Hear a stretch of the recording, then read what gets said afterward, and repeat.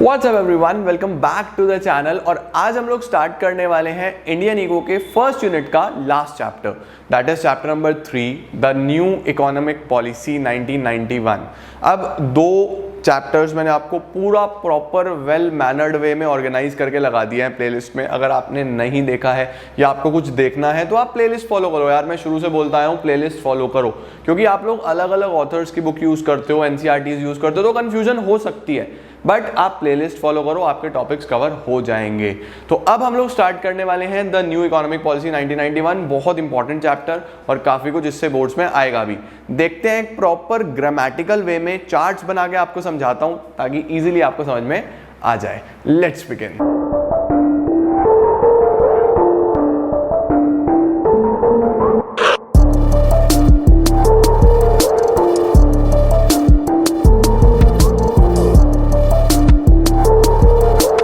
Start करते हैं हम लोग द न्यू इकोनॉमिक पॉलिसी 1991। देखो अलग अलग बुक्स में चैप्टर का अलग अलग नाम लिखा है तो मैंने दोनों ही लिख दिए हैं, न्यू इकोनॉमिक पॉलिसी 1991। कुछ बुक्स में ये लिबरलाइजेशन, प्राइवेटाइजेशन, ग्लोबलाइजेशन लिखा हुआ है, तो आप अपने अकॉर्डिंगली मैनेज कर सकते हो चीज़ों को। तो अगर हम बात करें इसके अंदर तो हमारा इंडियन इकोनॉमी का सिस्टम कैसा चल रहा है, पहले हमने इंडिपेंडेंस के टाइम पे देखा। उसके बाद जब हमारे 5 ईयर प्लान्स इन मेकिंग थे, बनने शुरू हुए, तो 1951 से लेके 1919 तक का हिसाब किताब देखा।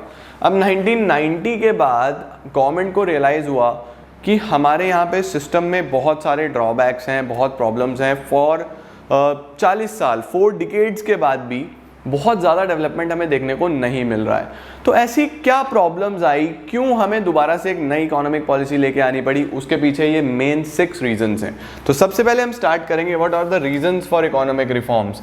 ऐसा क्यों हुआ कि 1991 में हमें अपनी पॉलिसीज़ फिर चेंज करनी पड़ी और हमें 1951 से लेके 1990 वाली पॉलिसीज़ को क्यों ख़त्म करना पड़ा, क्या उसके पीछे के रीजंस थे। तो सबसे पहला रीजन था the poor performance of public sector.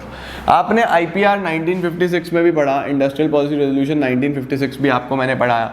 इसके साथ साथ हमने और भी बहुत सारी चीज़ें पढ़ी, और अगर आप देखते भी हो तो उस सिनारियो में पब्लिक सेक्टर से जो एक्सपेक्टेशंस थी, जो गवर्नमेंट से एक्सपेक्टेशंस थी कि वो एक इंपॉर्टेंट रोल प्ले करेगी, गवर्नमेंट ने अनडाउटेडली करा, बट उसके जो रिजल्ट्स आए वो सभी सेक्टर्स में हमें अच्छे देखने को नहीं मिले। कुछ जगह पे it was really well, it was really appreciable, but कुछ जगह पे हम लोग ये नहीं कह सकते कि बहुत अच्छा परफॉर्मेंस है। तो जो पब्लिक सेक्टर अंडरटेकिंग्स थी, जो पब्लिक सेक्टर ऑर्गेनाइजेशंस थी, उनका परफॉर्मेंस काफ़ी पुअर था, जिसकी वजह से हमें रियलाइज़ हुआ कि यार सिर्फ और सिर्फ गवर्नमेंट सेक्टर का रोल बढ़ाने से काम नहीं चल सकता, हमें कुछ ना कुछ नया सोचना पड़ेगा। Number 2 is the deficit in BOP. Balance of payments हमारा एक वो स्टेटमेंट होता है, अगर आपने मैक्रो में पढ़ लिया है तो बहुत अच्छा, नहीं पढ़ा तो चैप्टर मैंने ऑलरेडी अपलोड करा हुआ है, आप प्लेलिस्ट में देख सकते हो। बट बैलेंस ऑफ पेमेंट एक वो स्टेटमेंट है जो आपको एक्सपोर्ट्स और इम्पोर्ट्स के बारे में बताता है। एक्स और एम आपको पता है ना, this is export, this is import. अब अल्टीमेटली अगर किसी कंट्री का एक्सपोर्ट अच्छा होता है, वो बाहर ज़्यादा सामान बेचते हैं, तो वहाँ से फॉरेन एक्सचेंज रिजर्व आता है, which is a very good sign for the country कि हमारे पास रिजर्व्स होंगे बाहर के।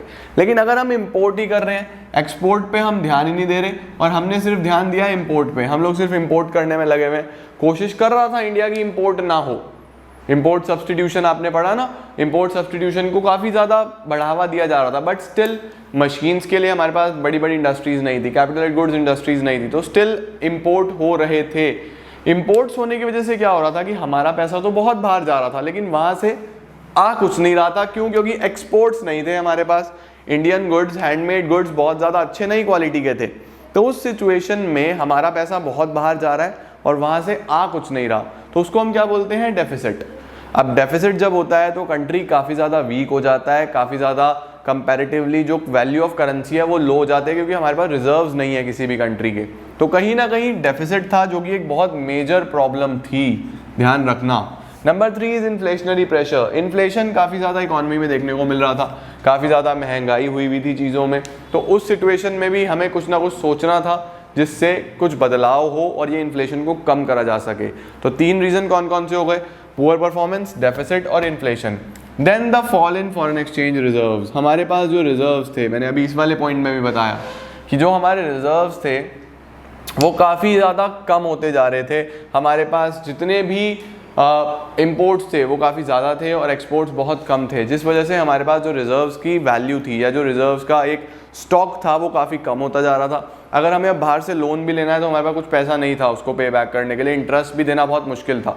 तो कहीं ना कहीं फॉरेन एक्सचेंज रिजर्व्स कम होने की वजह से हमें यहाँ पे एक्सपोर्ट्स पे ध्यान देने की ज़रूरत थी। तो there was a need to make certain new policies जो एक्सपोर्ट पे भी ध्यान दें। Number 5, huge burden of debts, काफ़ी ज़्यादा कर्जा हो चुका था। क्यों कर्जा हो चुका था? क्योंकि पब्लिक सेक्टर अंडरटेकिंग्स इतनी ज़्यादा एफिशिएंट नहीं थी कि वो सारा काम कर सकें, प्लस उनका जो मोटिव था वो प्रॉफिट मैक्सिमाइजेशन नहीं था, सोशल वेलफेयर था। तो सोशल वेलफेयर सोचने के चक्कर में बहुत ज़्यादा कर्ज हो चुका था जो कि उतारा नहीं जा रहा था। तो बहुत बड़ा बर्डन था, कुछ ना कुछ नया सोचना ज़रूरी था जिससे कुछ ऐसा अमाउंट रेवेन्यू जनरेट हो जिससे हम कर्जे भी उतार पाएँ। और लास्ट क्या आता है हमारे पास? Inefficient management. मैनेजमेंट तो आपको पता ही है कितना इनएफिशिएंट है, लोग काम करके खुश नहीं है पब्लिक सेक्टर अंडरटेकिंग्स में। तो जितनी भी PSUs थी उनकी परफॉर्मेंस काफ़ी ज़्यादा बेकार थी, इनएफिशिएंट मैनेजमेंट था, बढ़िया मैनेजमेंट नहीं था, जिस वजह से गवर्नमेंट को सोचना पड़ा कि इन सब पॉलिसीज़ को ख़त्म करो, न्यू पॉलिसी लेके आओ। इतनी ज़्यादा फाइनेंशियल प्रॉब्लम्स की वजह से गवर्नमेंट ने अप्रोच करा द वर्ल्ड बैंक और international monetary fund. Indian government ने लोन के लिए अप्रोच करा वर्ल्ड बैंक को और इंटरनेशनल मॉनेटरी फंड को। IMF और वर्ल्ड बैंक आपने सुना होगा। वर्ल्ड बैंक को हम लोग पहले IBRD भी बोलते थे, international bank for reconstruction and development. तो अल्टीमेटली वर्ल्ड बैंक को अप्रोच करा कि हमें $7 बिलियन का लोन चाहिए। हमें लोन चाहिए कितना? $7 बिलियन। तो वर्ल्ड बैंक और IMF ने कहा कि ठीक है, हम लोग आपको लोन्स दे देंगे, लेकिन आप लोगों को अपनी पॉलिसीज़ चेंज करनी पड़ेंगी। आप लोगों को जितने भी आपने रेस्ट्रिक्शंस लगाए हुए हैं कि बाहर की कंट्रीज़ नहीं आ सकती, सिर्फ इंडियन हम लोग इंपोर्ट सब्स्टिट्यूशन कर रहे थे, हम लोग इंपोर्ट कुछ होने नहीं दे रहे थे, तब भी हो रहा था, but still there was many restrictions, काफ़ी ज़्यादा हैवी ड्यूटीज़ थी। तो उन्होंने ये बोला कि आप वो सब रेस्ट्रिक्शंस हटाओ, नई पॉलिसीज़ बनाओ, तब हम आपको ये पैसा प्रोवाइड करेंगे। इंडियन गवर्नमेंट ने एग्री करा और हमारे सामने निकल के आया क्या?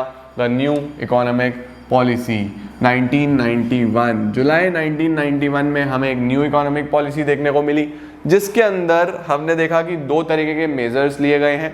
सबसे पहला स्टेबलाइजेशन, जो कि शॉर्ट टर्म के लिए था, और इसका जो मेन फोकस था वो अल्टीमेटली एक BOP को ठीक करने में, ये जो डेफिसिट है इसको ठीक करा जा सके, और इन्फ्लेशन को ठीक करने में।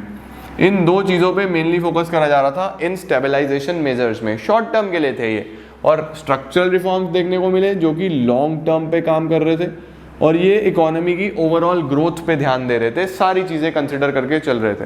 तो 2 मेजर्स न्यू इकोनॉमिक पॉलिसी में थे, मतलब उनका जो मेन एम था, जो पर्पस था, वो इन 2 मेन मेजर्स के फॉर्म में बताया गया। सबसे पहला स्टेबलाइजेशन, इकोनॉमी को स्टेबल करने के लिए शॉर्ट टर्म में डेफिसिट ठीक हो जाए, BOP में को मैनेज कर लें हम लोग, इन्फ्लेशन ठीक हो जाए, और लॉन्ग टर्म में स्ट्रक्चरल रिफॉर्म्स। अब ये सारे रिफॉर्म्स वगैरह कैटेगराइज करे गए 3 पार्ट्स में, जिसको क्या बोला गया? सबसे पहले लिबरलाइजेशन, फिर प्राइवेटाइजेशन, और फिर ग्लोबलाइजेशन। शॉर्ट में अगर मैं बात करूं तो द LPG, सबसे ज़्यादा पॉपुलर नाम न्यू इकोनॉमिक पॉलिसी को ही क्या बोला जाता है? The LPG, liberalisation, privatisation and globalisation. Liberalisation में क्या है, ऑल्दो हम लोग डिटेल में पढ़ने वाले हैं, लेकिन अगर मुझे शॉर्ट में एक्सप्रेस करना हो तो it means the removal of restrictions from private sector. जो अननेसेसरी रेस्ट्रिक्शंस लगाए गए थे, जो कंट्रोल्स लगाए गए थे प्राइवेट सेक्टर के ऊपर रिगार्डिंग प्रोडक्शन, एक्सपेंशन, वो सारी चीज़ें हटानी है, वो सब रेस्ट्रिक्शंस हटाने हैं, वो लिबरलाइजेशन में आ जाएगा। प्राइवेटाइजेशन नाम में ही है प्राइवेट सेक्टर को बढ़ावा देना। क्यों? क्योंकि भाई पब्लिक सेक्टर का हाल तो देख लो, पुअर परफॉर्मेंस। तो प्राइवेटाइजेशन में क्या हुआ था? ट्रांसफर ऑफ ओनरशिप, मालिक होने का अधिकार, मैनेजमेंट, कंट्रोल ट्रांसफर करना, किससे? फ्रॉम पब्लिक सेक्टर टू किसको? To private sector. इस बात का ध्यान रखना है। इसके बाद ग्लोबलाइजेशन का मतलब क्या है? ग्लोबलाइजेशन के नाम में ही है ग्लोब। तो अपनी इंडियन इकोनॉमी में आप मार्केट्स को आने दो, कंपनीज को आने दो, और आप खुद भी बाहर जो बेचना है बेचो। तो ultimately integrating the national economy with the world economy, world economy के साथ जोड़ो, आप भी खुल के ट्रेड करो और हमें भी ट्रेड करने दो। तो ये 3 चीज़ें थी जो WB और IMF, वर्ल्ड बैंक और IMF के कहने पे गवर्नमेंट ने ओपन करी, अलाउ करी, और ये 3 चेंजेस हमें हमारी इकोनॉमी में देखने को मिले, बड़े changes in 1991, that is the liberalisation, privatisation and globalisation. Chapter में तीनों को बहुत ध्यान से पढ़ना है। आज मैं आपको ये वाला पार्ट कवर करने वाला हूँ क्योंकि ये सबसे बड़ा है और एग्जाम में भी यही आता है। अगली क्लास में हम लोग प्राइवेटाइजेशन ग्लोबलाइजेशन कवर कर देंगे और चैप्टर हो जाएगा खत्म, उसी के साथ साथ फर्स्ट यूनिट भी खत्म हो जाएगा। तो ध्यान से लेके चलो, आज हम समझने वाले हैं कंप्लीटली लिबरलाइजेशन को। तो जो सबसे पहला एलिमेंट हम लोग डिस्कस करेंगे वो है द लिबरलाइजेशन। लिबरलाइजेशन का मतलब क्या है? देखो, लिबरलाइजेशन का मतलब होता है हमारे पास बेसिकली अगर देखा जाए तो वो होता है रिडक्शन इन रेस्ट्रिक्शंस। मतलब कि जो भी रेस्ट्रिक्शंस लगाए गए थे ट्रेड के ऊपर या किसी भी चीज के ऊपर, उसको रिड्यूस करना, उसी को हम लिबरलाइज करना बोलते हैं। लिबरलाइज का मतलब इजी करना, चीजों को आसान बनाना। तो यहाँ पे क्या मतलब था? It means the removal of entry and growth restrictions on private sector. यानी कि कई जगह पे प्राइवेट सेक्टर को एंटर करने के लिए भी रेस्ट्रिक्ट करा गया था कि आप ये काम नहीं कर सकते। जैसे कुछ इंडस्ट्री, स्मॉल स्केल इंडस्ट्रीज के लिए रिजर्व थी, कुछ गवर्नमेंट ने अपने लिए रिजर्व करी हुई थी। आपने पढ़ा था ना इंडस्ट्रियल पॉलिसी रेजोल्यूशन में 17 इंडस्ट्रीज आईपीआर में अपने लिए रिजर्व करी हुई थी। इस तरीके की आप एंटर ही नहीं कर सकते। सिमिलरली आप ग्रो नहीं कर सकते। गवर्नमेंट ने हर चीज़ के लिए लाइसेंस रखा हुआ था कि अगर इंडस्ट्री सेटअप करनी है तो भी लाइसेंस लो, एक्सपेंड करना है तो भी लाइसेंस लो। तो उन सारी चीज़ों को हटाया गया, इन सब रेस्ट्रिक्शंस को हटाया गया प्राइवेट सेक्टर से और ट्रेड को आसान बनाने की कोशिश करी गई, इसीलिए उसको बोला गया लिबरलाइजेशन। अब लिबरलाइजेशन में 5 तरीके के रिफॉर्म्स हैं जो हमें देखने को मिले। आपको ध्यान रखना है, इसका मेमोरी टेक्निक मैंने बनाया है FFITT, फिट, यानी इकोनॉमी को फिट करने के लिए लिबरलाइजेशन में ये 5 रिफॉर्म्स लेने पड़े। फिट, F का मतलब फाइनेंशियल सेक्टर, F से फॉरेन एक्सचेंज, फिर इंडस्ट्रियल सेक्टर, टैक्स और trade and investment policy reforms. सबसे पहले फाइनेंशियल सेक्टर की बात कर लेते हैं। फाइनेंशियल सेक्टर की अगर हम बात करें तो फाइनेंशियल सेक्टर में it is all about money, कि कैसे फाइनेंस को आसान बनाया गया इंडस्ट्रियलिस्ट के लिए या इकोनॉमी में, किस तरीके से फाइनेंशियल फ्रीडम दिया गया ताकि बिजनेस और इम्प्रूव हो सके। तो क्या क्या चीज़ें हुई? सबसे पहले तो रोल ऑफ आरबीआई चेंज कर दिया। आरबीआई का रोल पहले क्या था? रेगुलेटर, सारे रूल्स रेगुलेशंस बना रहा था, काफ़ी ज़्यादा प्रॉब्लम्स हो रही थी। अब इसको रेगुलेटर से हटा के फैसिलिटेटर कर दिया गया। आरबीआई को क्या बोला गया? आपका काम बैंक्स को फैसिलिटी प्रोवाइड करना है, ना कि उनके ऊपर कंट्रोल बना के रखना। हाँ, आप ये जरूर है कि आप सबसे सुप्रीम माने जाओगे, एपेक्स माने जाओगे, बट स्टिल आपका जो रोल है it is not to regulate the banks, it is to help banks in increasing their trade as well as increasing their work, improving their quality of work. तो the role of RBI was changed from regulator to facilitator. उसके बाद the origin of private banks. इतना freedoms मिलने के बाद अब economy में private banks भी हमें देखने को मिलने लगे। जैसे हमारा ICICI आया, चाहे वो इंडियन बैंक हो चाहे वो फॉरेन बैंक हो। अब प्राइवेट बैंक्स भी आपको इकोनॉमी में देखने को मिले आफ्टर लिबरलाइजेशन। ये एक बहुत बड़ा स्टेप है और आज आप लोग देख रहे हो बैंकिंग सेक्टर कितना डेवलप्ड है। ये this is just because of liberalisation. जो प्राइवेट बैंक्स आए उन्होंने सब कुछ चेंज कर दिया। उसके बाद increase in the limit of foreign investment. अब अगर फाइनेंशियल सेक्टर में फॉरेन इन्वेस्टमेंट का लिमिट 51% तक कर दिया गया था कि बाहर से अगर कोई आगे, जैसे म्यूचुअल फंड्स वगैरह हैं या इन्वेस्टमेंट का जो लिमिट है वो 51% कर दिया गया है इन फाइनेंशियल सेक्टर। पहले बहुत कम था क्योंकि डोमेस्टिक बिजनेस को प्रमोट करा जा रहा था, डोमेस्टिक बिजनेस को बढ़ाया जा रहा था। लेकिन कब तक बढ़ाएं? हमारे पास कोई बहुत ज़्यादा इन्वेस्टर्स नहीं थे, हम लोगों को ग्रोथ देखने को नहीं मिल रहा था, तो हमें बाहर से लिमिट बढ़ाना पड़ा। लिमिट कितना करा गया? 51%। उसके बाद ईज इन एक्सपेंशन प्रोसेस। अगर आपको बैंक्स की ब्रांचेस बढ़ानी है, अगर आपको अपने फाइनेंशियल इंस्टीट्यूशंस को एक्सपेंड करना है तो उसको एक्सपेंशन करना आसान कर दिया गया। पहले बहुत सारे रेस्ट्रिक्शंस थे, अब उन रेस्ट्रिक्शंस को समाप्त करके जो एक्सपेंशन प्रोसेस है वो इजी करा गया। उसके बाद अगर मैं बात करूं फॉरेन एक्सचेंज रिफॉर्म्स की, तो फॉरेन एक्सचेंज रिफॉर्म्स किससे रिलेटेड होते हैं? द फॉरेन एक्सचेंज, हमारा जो बाहर से पैसा आता है, एक्सपोर्ट इंपोर्ट को ध्यान में रखते हुए। तो सबसे पहले यहाँ पे करा गया था डीवैल्यूएशन ऑफ रुपी। डीवैल्यूएशन का मतलब होता है हमारे पास जब कंट्री या गवर्नमेंट अपनी करेंसी को खुद डीवैल्यूएट करता है, अपनी करेंसी की वैल्यू खुद कम करता है। अगर अपनी करेंसी की वैल्यू मैं खुद कम करूंगा तो बाहर वालों को मेरा सामान सस्ता पड़ेगा और वो लोग ज़्यादा डिमांड करेंगे। तो बेसिकली ये डीवैल्यू क्यों करा गया था? ताकि हमारे एक्सपोर्ट्स बढ़ें, टू रेज एक्सपोर्ट्स। अब आप सोचो कि अगर हमारे एक्सपोर्ट बढ़ेंगे तो क्या हमारे पास बाहर से बहुत सारा फॉरेन एक्सचेंज आएगा? तो बेसिकली फॉरेन एक्सचेंज को बढ़ाने के लिए, क्योंकि अभी आपने रीजंस में पढ़ा ना, हमारे पास फॉरेन एक्सचेंज की बहुत कमी हो गई थी, तो एक्सचेंज को बढ़ाने के लिए हमने अपने रुपी को डीवैल्यू करा, वैल्यू कम करी। उसके बाद the market determination of exchange rate. उसके बाद जो एक्सचेंज रेट है उसको फ्रीडम दी गई कि वो मार्केट फोर्सेस से सेट हो सकता है, गवर्नमेंट सेट नहीं करेगा। तो एक्सचेंज रेट फिर कैसे सेट होने लगा, ये डिमांड ये सप्लाई, ये डिमांड है ये सप्लाई है, जहाँ पे इक्विलिब्रियम होगा उसके सामने जो रेट होगा उसको हम लोग क्या बोलेंगे, द मार्केट एक्सचेंज रेट। तो एक्सचेंज रेट अब कैसे सेट हो सकता था, through market forces of demand and supply, government इसमें इंटरफेयर नहीं करेगी। ये बेसिक चेंजेस आए हमारे पास फॉरेन एक्सचेंज रिफॉर्म्स में।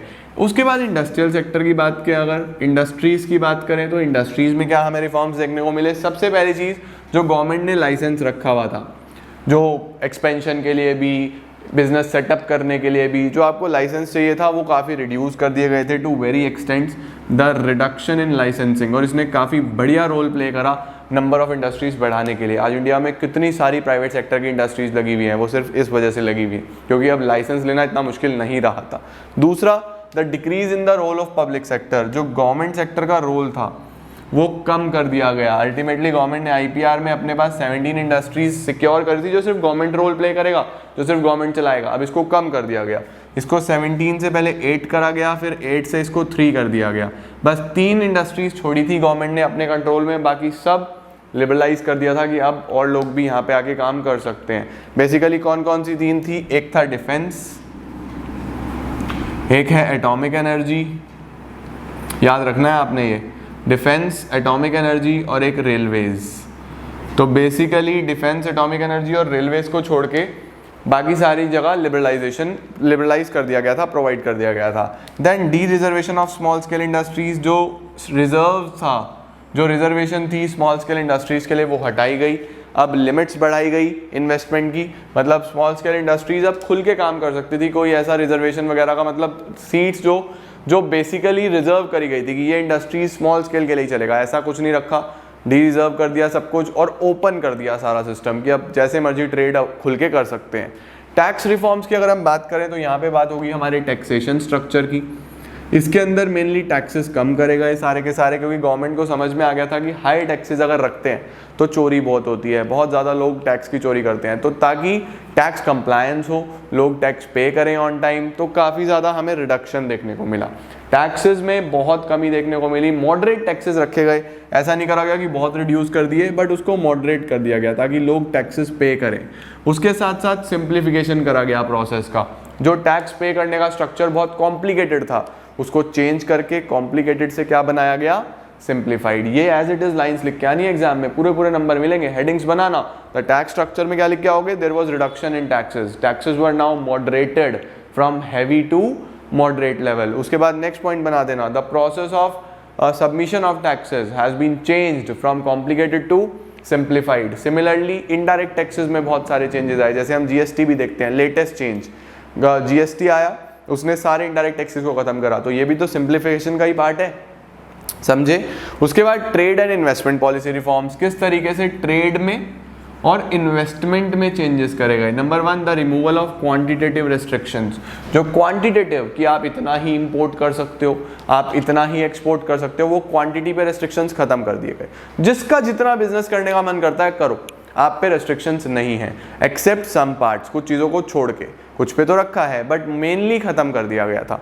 उसके साथ साथ removal of export duties, export को प्रमोट करने के लिए एक्सपोर्ट ड्यूटीज़ खत्म करी गई ताकि हम लोग एक्सपोर्ट बढ़िया करें। एक्सपोर्ट करेंगे तो बाहर से फिर फॉरेन एक्सचेंज आएगा, तो एक्सपोर्ट को प्रमोट करने के लिए ड्यूटीज़ को कम करा गया। Next, reduction in import duties, import duties को भी कम करा गया। क्यों? ताकि हमें एक अच्छी क्वालिटी के कैपिटल गुड्स मिल सकें, हम मशीन्स इंपोर्ट कर सकें, प्रोडक्शन कर सकें। हमारे पास, इंडिया एक लेबर ओरिएंटेड कंट्री है, बहुत लेबर है हमारे पास, लेकिन अगर हमारे पास टेक्नोलॉजी नहीं होगी, रिसोर्सेज नहीं होंगे, तो हम उस लेबर का क्या करेंगे।